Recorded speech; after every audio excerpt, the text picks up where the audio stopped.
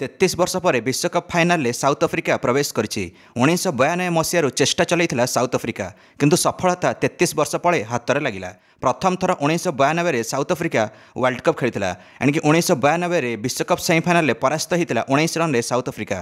तापर 1999 मसीह विश्वकप सेमिफाइनाल में ऑस्ट्रेलिया विपक्ष मैच टी टाए होता। ऑस्ट्रेलिया अधिक नेट रन रेट पाई हेतु ऑस्ट्रेलिया क्वालिफाई कर जाइथिला फाइनाल को। 2007 विश्वकप सेमिफाइनाल में 7 विकेट रे ऑस्ट्रेलिया ठारू परास्त होता साउथ अफ्रिका। 2009 मसीहा T20 विश्वकप सेमिफाइनाल पाकिस्तान ठारू 7 रन में परास्त होता साउथ अफ्रिका।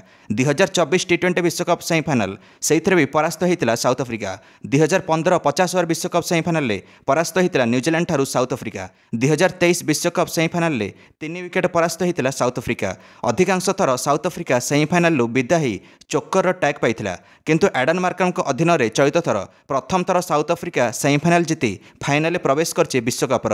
रोचक कथा हूँ चलित थर विश्वकप एबे जाए साउथ अफ्रिका अपराजित अच्छी। तो अफगानिस्तान विपक्ष प्रथम सेमिफाइनाल में एक तरफा विजय होती साउथ अफ्रिकार। अफगानिस्तान कैप्टेन राशिद खान टॉस जीति बैटिंग निष्पत्ति नेले सेमिफाइनाल 1 रे। प्रथम 6 ओवर में अफगानिस्तान 6टा विकेट पड़ा 28 रन रे। टूर्नामेंट सारा जो 2 ओपनर अफगानिस्तान पर संकट मचक साजिते से 2 ओपनर जल्दी आउट हो गले अफगानिस्तान। रामानुतुल्लाह गुरबाज बिना खाता खोली आउट हेले। इब्राहिम जादरान 2 रन कर आउट हेले। तापर कोई बैट्समैन 10 रन भी अतिक्रम करें ना अफगानिस्तान। सीनियर खेलाड़ी मोहम्मद नाबी भी बिना खाता खोली आउट हेले। अफगानिस्तान कैप्टेन राशिद खान जापर नथिले कौन होची। साउथ अफ्रिका बॉलर्स माने हावी हो जाते अफगानिस्तान बैट्समैन मान उपरे। अफगानिस्तान 56 रन रे ऑल आउट है 11 ओवर में। अफगानिस्तान सबुठ बेसी रन तो एक्सट्रा रे आसला 13 रन, कारण सर्वाधिक स्कोरर तो गोटे बैट्समैन थिला ओमर जाई जे 10 रन करथिले। बाकी कोई बैट्समैन 10 रन भी अतिक्रम करें। साउथ अफ्रिकार मैक्रो वानसन 3टा विकेट नेले। कागिसोरा बाड़ा 2टा विकेट नेले। ताबरे सामसे 3टा विकेट नेले।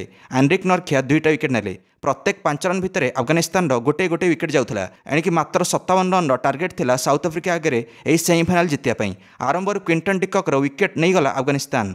तापर किंतु एडन मार्करम भी आउट हो जाते। बैट रे एज लगी अंपायर किंतु किसी देले नहीं। दर्शक बंधु मैंने रिव्यू नेला नहीं अफगानिस्तान, जहाँकि बड़ भूल थिला। रन अत्यंत कम थिला चेस करने।